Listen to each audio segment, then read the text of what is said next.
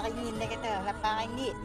Lepas tu ayak RM6 kambing dia pasal cemi orang kerajaan bagi satu kita makanlah ni. Aku secara jujurnya, aku dah tengok 3 kali tau video ni. Tapi tiap kali aku tengok, dia timbul perasaan sebab tau. Dengar apa yang pakcik dan makcik duk bersembang kan. Mana dia kata dengan duit sarah RM100 yang dia dapat bantuan daripada kerajaan tu dapatlah dia beli kondok, kalau tak silap aku, kondok dengan air yang special lah sikit kan. Dan inilah apa hikmahnya bila kita dapat sebuah kerajaan dan pemimpin yang mana prihatin dengan nasib rakyat.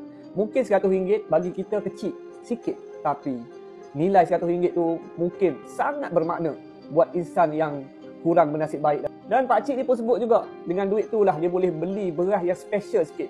Seperti mana dia sebut, beras wangi, dan juga boleh beli minyak masak 5 kilo. Mana kata kat sini duit RM100 yang dia dapat bantuan daripada kerajaan itu adalah nilai duit yang sangat bermakna bagi mereka.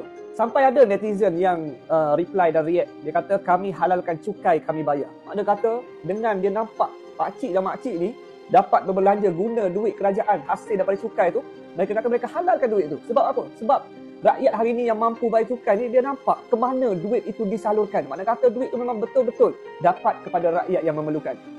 Sebab sebenarnya rasa sedih dan rasa terharu tak bila tengok benda ni. Dan salut kepada pihak kerajaan dengan memberikan insentif kepada rakyat yang memerlukan, dan rakyat yang betul-betul kurang berkemampuan ni mereka dapat berbelanja. Akhirnya mereka ada ruang dan peluang nak beli dan rasai makanan yang mereka nak sangat makan. Dan aku berharap sangat supaya kita semua dapat mengambil ibrah daripada video yang dikongsikan ini, supaya kita dapat melihat usaha yang telah pun dijalankan oleh pihak kerajaan. Dan bermula daripada ini, marilah kita sama-sama larikan fokus kita daripada kita duk sibuk tengok isu-isu picisan ataupun isu yang sekadar nak bangkitkan sentimen semata-mata.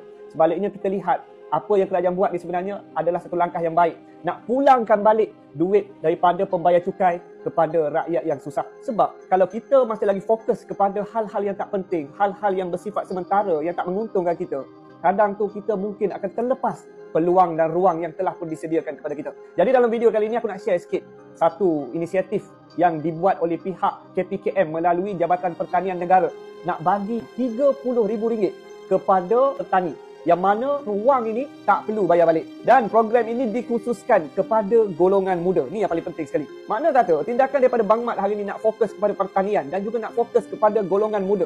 Jadi kalau ada sebelum ni kata Bang Mat ni tak kisah pasal anak muda, ini adalah satu perkara yang salah. Dan apa yang kita lihat hari ini dengan ketidaktentuan masalah dunia ni, tapi Bang Mat nak memastikan anak muda ceburi bidang pertanian, guna pertanian moden, dan akhirnya boleh selesaikan masalah keterjaminan makanan dalam negara kita. Jadi aku share lah sikit kat sini yang mana Jabatan Pertanian Malaysia memberi peluang keemasan untuk agropreneur muda.